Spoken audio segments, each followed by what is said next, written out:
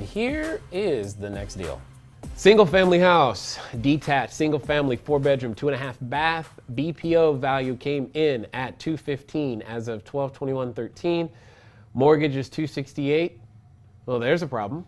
The property owner is out of state and previously tried a short sale but was unable to sell. Interesting. The property was previously listed on the MLS for $150.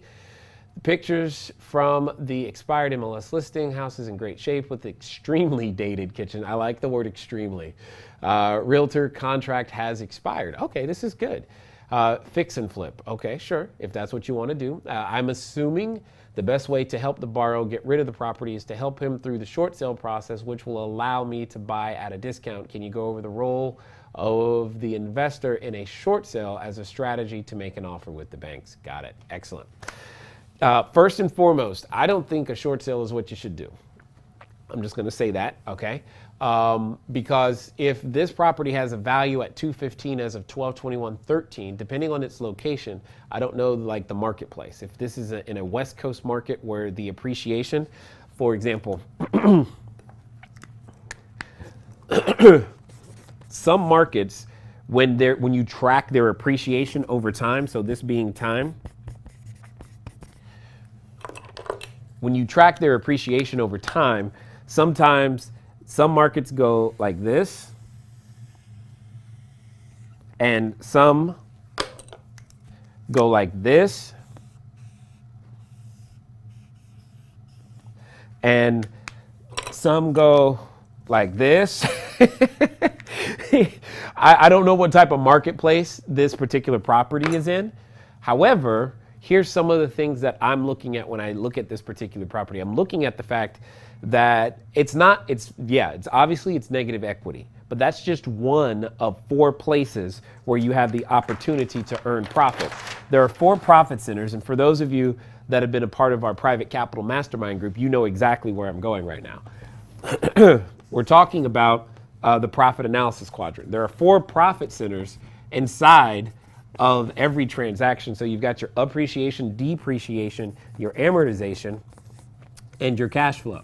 So some of the initial questions that I'm wanting to know on this particular deal is how far are they in arrears? Because if they're not too far in arrears, you may be able to take the loan over. It may make sense to take this property over subject to, because you've only eliminated one of the 3, and that one for a short period of time.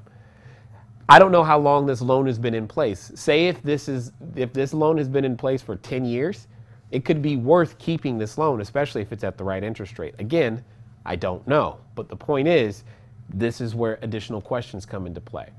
But you have a way to be, the loan balance right now is $268,000. If this is a fixed loan, your worst case scenario is that you will have earned a few $100,000 worth of amortization if you hold this property, okay? So let's call that, was it 215? So you have a potential of $215,000 in here over some period of time, depending on what the loan balance is and the loan term is. Depreciation, you're gonna have a percentage of that given to you every year, and this is gonna end up becoming dollar for dollar tax write-off. For example, I'll show you on the calculator. Let me see, let's turn to the calculator.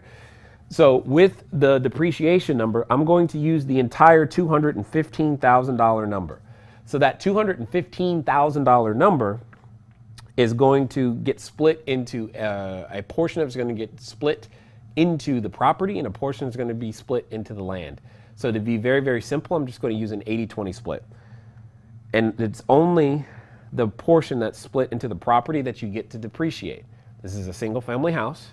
So you have $172,000 that you can depreciate, and I'm going to use what is known as straight line depreciation.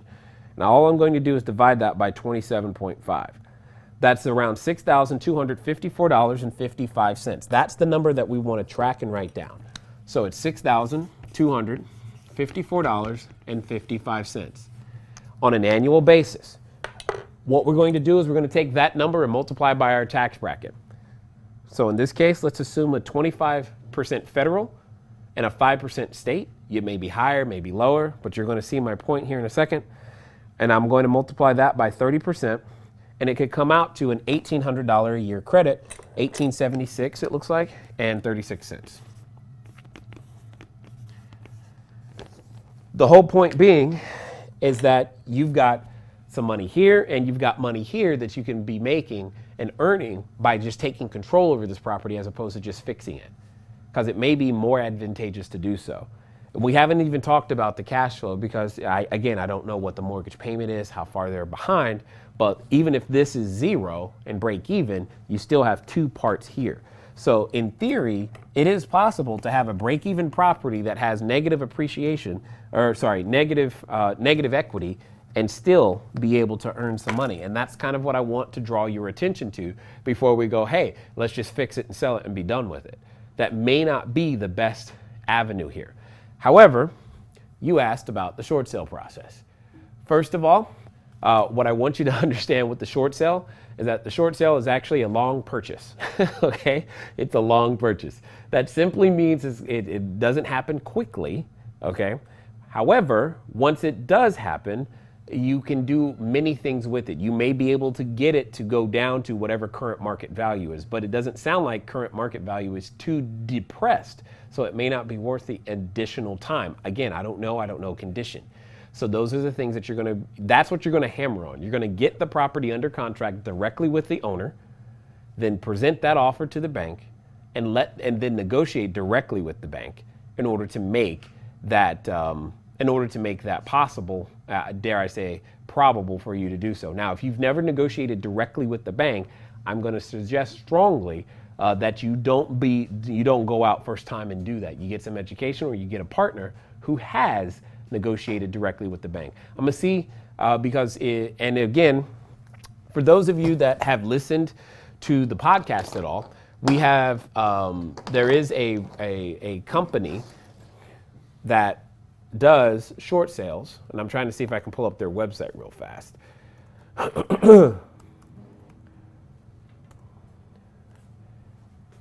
Yep, here it is. So these guys right here do short sales, and what they do is they do the negotiation. You go out there, you get it under contract, they'll do the negotiation for you so that you have the ability to continue with the process from that point forward. Unless, of course, you just want to go and negotiate with the bank. You're free to do so, but again, totally don't recommend it. Let me see, where are we now? So I'm assuming the best way to help the borrower get rid of the property is to help them through the short sale process. No, I don't think so. Which will allow you to buy at a discount. Can you go over the role of the investor in a short sale? Again, the role of you as the investor, you're going to be the buyer. You're always the buyer. And that's what it comes down to. You need to you would present yourself as the buyer to the bank, and you would go from there. And if you use companies like shortsalesapproved.com, they would be able to assist you through the process regardless of where you are in the US to get that stuff done too.